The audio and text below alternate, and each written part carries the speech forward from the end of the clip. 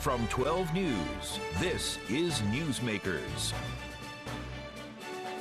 Come January, Jack Reed will be giving up his chairman's gavel. This month's election results mean Republicans will seize control of not only the White House, but both chambers of Congress as well. The new dynamic means Rhode Island senior senator will no longer chair the powerful Armed Services Committee, but as one of the veteran members of the upper chamber, Reed will still hold considerable sway. How will he navigate the new political reality, and what lessons should Democrats learn from their defeat? Our guest this week on Newsmakers, U.S. Senator Jack Reed. Welcome to Newsmakers. I'm Tim White alongside 12 News Politics editor Ted Nesi, and we welcome back to the program U.S. Senator Jack Reed. Welcome. Thanks very much. Thanks, Tim. This is one of those shows where Ted and I debate where do we start, right? There's so much going on. So I want to start with Pete Hegseth, the Fox News host and Army veteran, has been tapped by President-elect Trump as his likely nominee for Secretary of Defense. You know this position well. You were considered for this position a couple of times. What was your reaction when you heard this pick? Well, I was very skeptical because he's the least prepared individual ever to be suggested to be Secretary of Defense. He served, and he served admirably in the military, but as a young company-grade officer, has no experience with the Department of Defense, with the technologies that are so critical now, with the acquisition process, which is a central role of the SecDef and the whole staff there. It's the largest bureaucracy in the federal government, and he has very little experience managing anything. So this is a no vote from you, not even there. Well, here's what I feel, and this is also part of trying to maintain, which is critical, the bipartisan and cooperative nature of the Armed Services Committee. It's fair to give the individual a chance to explain himself, to answer questions, and do that. But I think he comes in to this process with deep skepticism, not only on my own part, but by others, and not just Democrats. But it's the real question will be, how do my Republican colleagues respond? It seems clear that one of the reasons President-elect Trump wants him is because Hegseth's been critical of what he's called things like the left-wing betrayal of our warriors. He's criticized DEI woke activities at the Pentagon. And this is something you hear frequently from conservatives, the idea, I think he opposes women serving in combat, he said in a recent podcast. I mean, do you think there's any validity to the idea the Pentagon bureaucracy is wound up too far to the left on sort of social issues and lost focus? No. I think it's essentially what the Department of Defense has done, and probably better than most institutions in the United States, has integrated all Americans into the service of their country. It's done so in a way that does not sacrifice competence, capability, lethality, or any of the issues. I mean, we're looking now at military forces that are operating effectively to support the Ukrainian fight. That's not something that's done by a group of incompetents. That's done by some highly professional people, men and women, who are working together. We have our ships at sea that are protecting international trade in the Red Sea. In fact, I visited the USS Kearney when it came to Newport.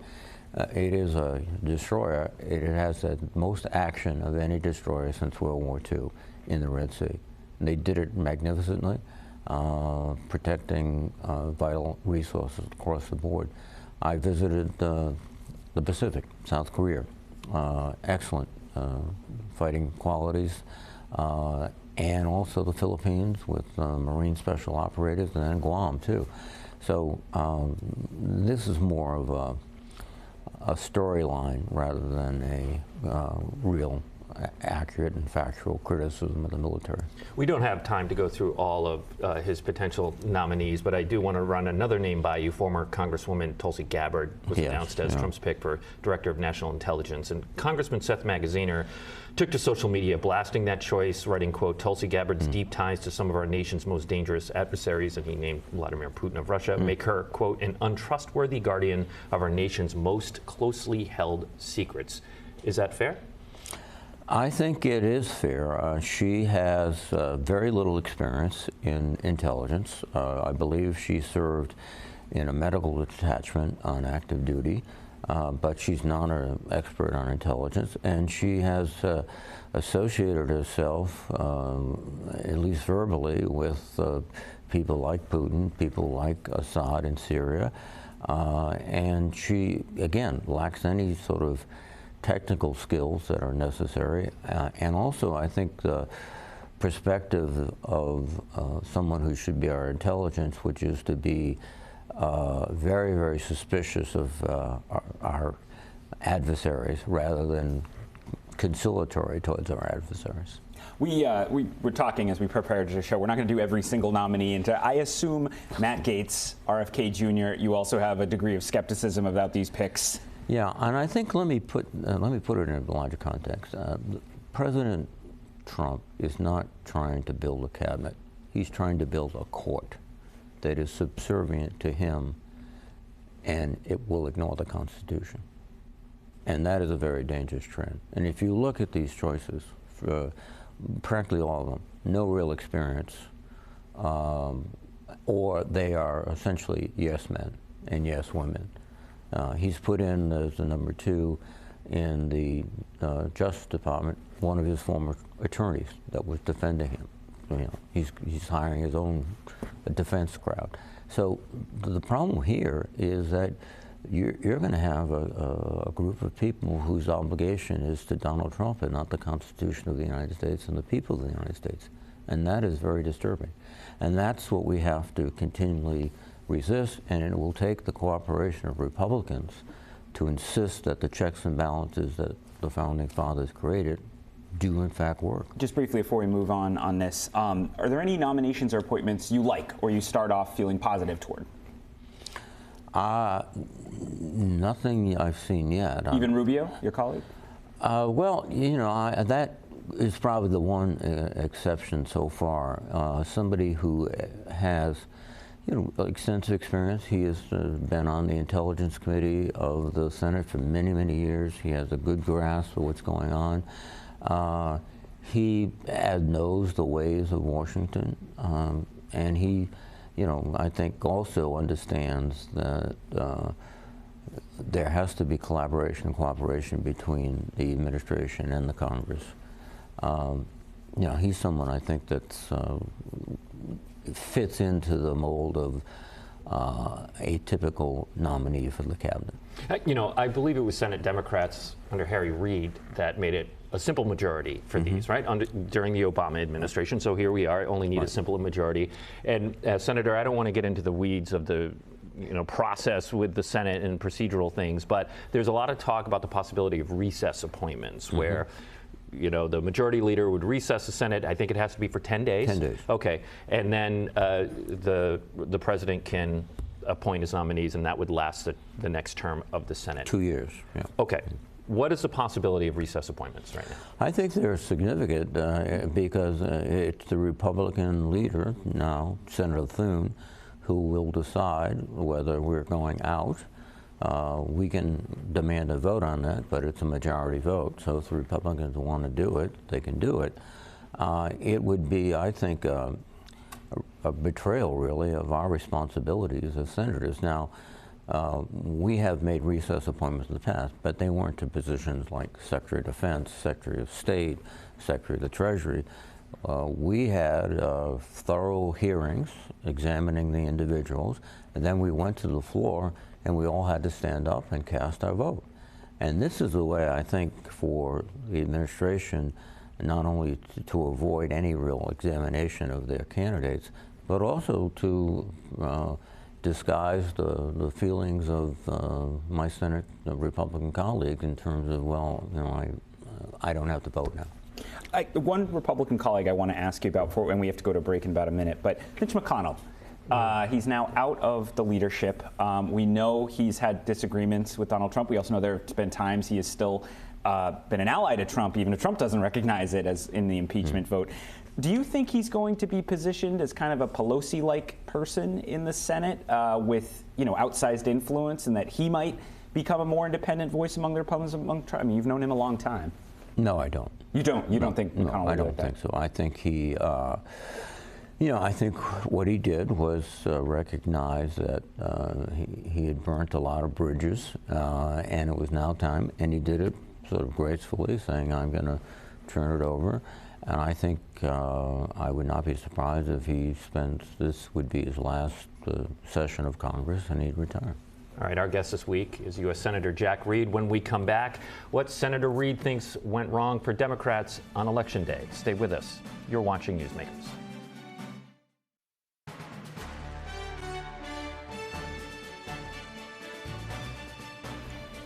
Welcome back to Newsmakers. I'm Tim White alongside 12 News Politics editor Ted Nesi. Our guest this week is U.S. Senator Jack Reed. Senator, you've seen a few elections, yes. And I want you to post-mortem November 5th. Look, acknowledging we'll learn more solid information about demographics and all that in the coming weeks and months. What went wrong for Democrats? Well, the first thing we have to recognize, we lost. Yes. Yeah, and that's not a unique occurrence. I recall back in 2008 when President Obama swept in with a strong vote. We had 60 Democratic senators, and we had a significant majority in the House. That didn't last forever. So politics is a turbulent business. The factors are multifaceted. One, I think one of the issues that played was inflation. Even though the president has done a very good job of bringing it down, the surge beginning with the COVID pandemic to the present had left people going into the store saying, gee, I used to pay $4 for this item, now I'm paying $7, and I think that was a factor. I think there are other factors too. Turnout was not as high as we hoped it would be. But as you pointed out, Tim, this requires careful analysis of what were we doing wrong. Obviously, we did not message correctly. We did not engage people to come out and vote. And that's something that we have to look at. And I think we might also have, and not just in this cycle, but in previous cycles, not made it clear that our alliance and allegiance is basically working Americans. I think we were able to be placed in the category, oh, they're just interested. You sound like you agree with Senator Bernie Sanders here, who said afterwards it should come as no great surprise that a Democratic Party which has abandoned working class people would find that the working classes abandon them. Is it right or wrong? I think Bernie's notion that we abandon the working class is not accurate. If you look at the infrastructure bill that we got through, and that Trump said he would get through in his first term but didn't bother, that's putting a lot of working men and women to work here around. So it's failing to point it out. It's failing to point it out. Part of it, I think, might be attributed to the fact that President Biden did these remarkable things, but did not have the whatever to get out there and cut every ribbon all across America. All those factors. That might have been contributing. So let me ask you. Yeah. You know this question's coming. In retrospect, do you regret not pressing President Biden to find a graceful exit, maybe after the midterms, and open things up, because he just was not in a state to convince the country he could do 4 more years? It's a difficult situation. First of all, I think you have to commend him for finally giving up his aspirations and retiring essentially, or announcing that. But the real dramatic moment came obviously in the debate, where people understood that. Striking. And then that's when the pressure accelerated, and I made it very clear through discussions with my colleagues in the White House that, this is time to go. He did. Now, had it been sooner, I think we would have had a better advantage. First of all, we would have had a primary, so there would have been multiple candidates. It would have given our candidates more of an opportunity to be known, and also to kind of feel out the country as to what really is going to move them. But we found ourselves for the 106 days before the election going into a primary convention in which we had to suddenly reconfigure the convention and then moving on. That was probably a factor.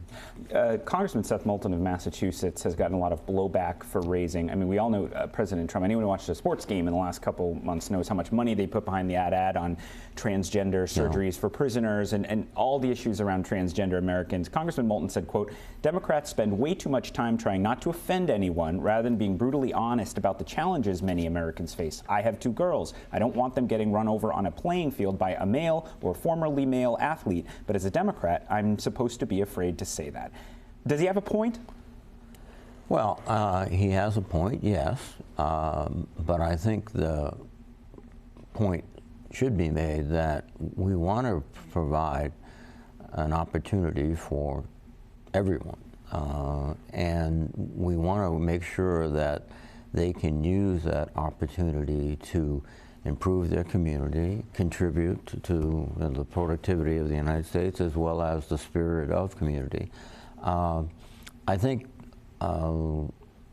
what happened in the election was that they seized upon an issue that is very, very sensitive. I mean, it is a question that most people are really wrestling with.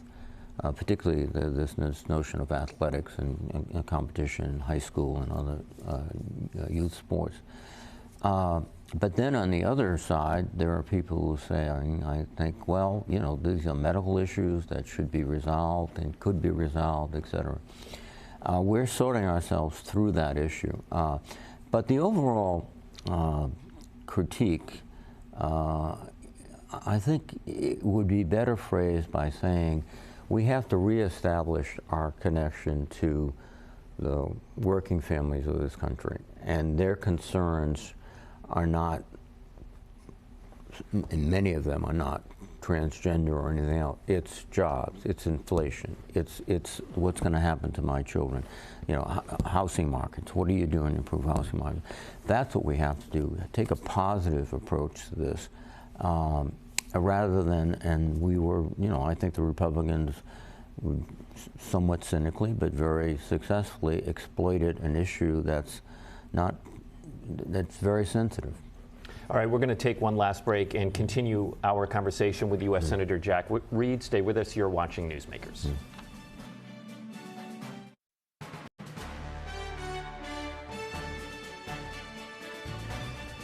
Welcome back to Newsmakers. I'm Tim White. This is Ted Nesi. Our guest is U.S. Senator Jack Reed. Senator, last month the Biden administration warned Israel that U.S. support for the war in Gaza would get choked off if Israel did not increase the flow of aid. I think briefly Israel did, but that has now sunk to the lowest point since aid started trickling in. President Biden did not follow through on his ultimatum, and to a lot of people that looks like a hollow threat. It is puzzling because we made it very clear that they have a legal and humanitarian obligation to assist the people of Gaza, civilians who are caught up in a dreadful struggle. I think we have to put more pressure on the government of Israel to take humanitarian steps. They have the right to defend themselves against Hamas guerrillas and Hezbollah guerrillas, but in terms of civilians, they need to provide food and shelter and medical assistance, and they have to do more of it. I have a political question for you. Are you definitely running for re-election in 2026? Well, I'm running because I believe I can contribute to the state, and also I want to continue to follow up on initiatives that have been very promising. We are, as you know, we're moving the NOAA headquarters from Norfolk, Virginia to Newport. That construction's underway already. I want to make sure it gets done. Of course, the submarine industrial base is absolutely critical to Rhode Island. Quonset Point is now about 15,000 jobs. It's growing. One of the major factors for its growth is not only the submarine construction, but related industries to that. We can, in fact, and I hope we will become the blue economy center, offshore wind, et cetera. One of the problems with the Trump administration is they're talking about eliminating offshore wind, which would be a blow to our shipbuilding industry. And also they're talking about taking out the incentives for electrification, and I was just down at Senesco where they commissioned a ferry that is a hybrid ferry, electric power and diesel, and the next ship they're going to build is fully electric with only a standby diesel engine. That's great jobs for Rhode Island. I want to make sure we keep getting those great jobs. People feel burned because two of your delegation colleagues had not given any indication they were going to retire and did in recent years. So are there any doubts in your mind, any hesitation, or are you very, very firmly planning to run? And I say this because my phone blows up. People say, well, of course he's going to say he's going to run, but then maybe he'll retire, and they start speculating.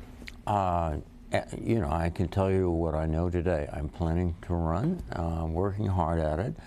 And I think, as I've illustrated with some of these challenges, particularly the politicization of the military, that my role on the Armed Services Committee could be absolutely critical at a time when a fundamental principle of the United States could be questioned seriously.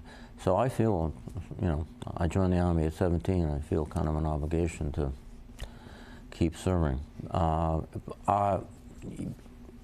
I'm in great shape, I think. Well, look, we have about a minute left, Senator. I want to end where we began. I am constantly surprised that folks in your arena are surprised by the picks of the president-elect for the cabinet. He broadcast exactly what he was going to be doing throughout the campaign in the last 2 years. Are you surprised by the Gates pick, by the RFK Jr. pick? But we can go through all of them.